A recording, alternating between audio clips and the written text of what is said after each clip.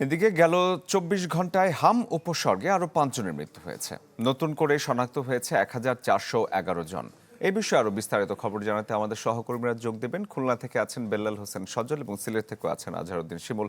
শুরুতেই সজলের কাছে জানতে চাই, খুলনায় হামের প্রকোপ কেমন এখন? নগদ নিয়ে এলো হার না মানা হার অফার।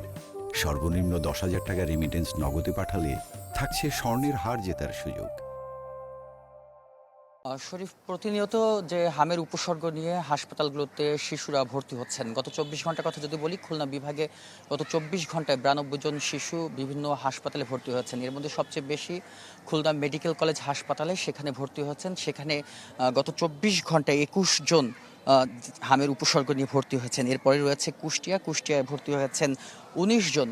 এর পাশাপাশি পার্শ্ববর্তী যে জেলাগুলো রয়েছে, মাগুরা, ঝিনাইদহ, সেখানেও কিন্তু ১০-এর অধিক শিশু হামের উপসর্গ নিয়ে ভর্তি হচ্ছে। গত ১৫ মার্চের পর থেকে যদি দেখি, খুলনা বিভাগে সবচেয়ে বেশি হাম আক্রান্ত রোগীর সংখ্যাও কিন্তু কুষ্টিয়াতে ছিল। এখন পর্যন্ত কুষ্টিয়াতে ১৩ জন শিশু হামের উপসর্গ নিয়ে মারা গেছেন। তারপরে রয়েছে খুলনায় মারা গেছেন ৬ জন।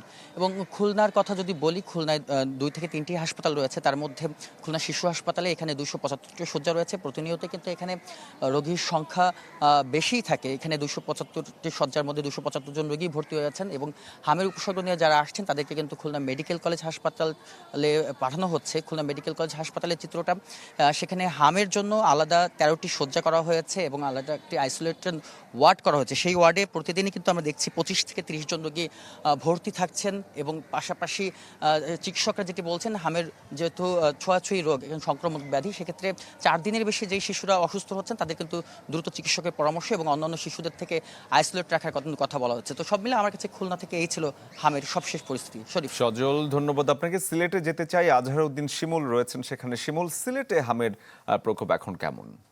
শরীফ, দেখুন, সিলেটে হামের প্রকোপ দিন দিন কিন্তু ভয়াবহভাবে বেড়েই চলছে এবং গত ২৪ ঘন্টায় আমাদের কাছে যে ল্যাব রিপোর্ট রয়েছে, ল্যাব পরীক্ষা দেখা দিয়েছে যে ৮৮ জন শিশু নিশ্চিতভাবে হাম আক্রান্ত হয়েছে সিলেট অঞ্চলে।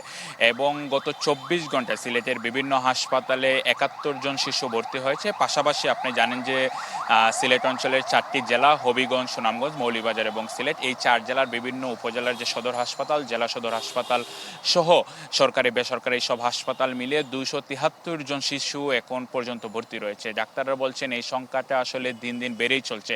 এবং শুরুতে যেটা বললাম যে ৮৮ জন শিশু নিশ্চিতভাবে হাম আক্রান্ত হয়েছে গত ২৪ ঘন্টায়, এবং কি ধারণা করা হচ্ছিল যে ঈদ পরবর্তী যে ছুটিটা ছিল, সেই ছুটিতে আসলে দেশের বিভিন্ন প্রান্ত থেকে মানুষরা সিলেট আসছেন এবং সিলেট থেকেও দেশের বিভিন্ন প্রান্তে লোকজন ঘুরতে গিয়েছিলেন।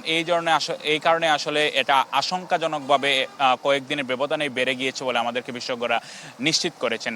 এবং এখন পর্যন্ত সিলেটে কিন্তু প্রায় ৬৪ জন শিশু হাম আক্রান্ত হয়ে মারা গিয়েছে। এর মধ্যে নিশ্চিতভাবে হাম আক্রান্ত হয়ে মারা গিয়েছে ৪ জন শিশু। বাকি যে ৬০ জন তারা হামের উপসর্গ নিয়ে মারা গিয়েছেন বলে আমাদেরকে নিশ্চিত করেছেন। এবং আপনাকে জানিয়ে রাখি যে যখন থেকে টিকাদান শুরু হয়েছিল, সিলেটও যারা শিশুরা রয়েছে তারা টিকা নিয়েছে। এবং একই সাথে স্বাস্থ্য অধিদপ্তর আমাদেরকে জানিয়েছে যেসব শিশুরা এখন পর্যন্ত আসলে টিকা নেয়নি তাদেরকে আসলে তাগাদা দিচ্ছেন, বিশেষ করে অভিভাবকদের। এবং তারা অভিভাবকদের আহ্বান করেছেন যে সকল শিশুর বয়স ৬ মাস থেকে ৫ বছর তারা যাতে অতি সত্বর নিকটস্থ যে ইপিআই কেন্দ্রগুলো রয়েছে সেখান থেকে যাতে দ্রুত তারা টিকাটা সংগ্রহ করেন। না হলে এই যে ক্রমান্বয়ে হামের উপসর্গ বাড়ছে তা কিন্তু ব্যাপকভাবে ছড়িয়ে যাওয়ার শঙ্কা রয়েছে পুরো সিলেট অঞ্চলে। শরীফ। শিমুল, ধন্যবাদ আপনাকে। দর্শক, আমাদের সহকর্মীরা যুক্ত হয়েছিলেন এবং দেখাচ্ছিলেন দেশে হামের অবস্থা।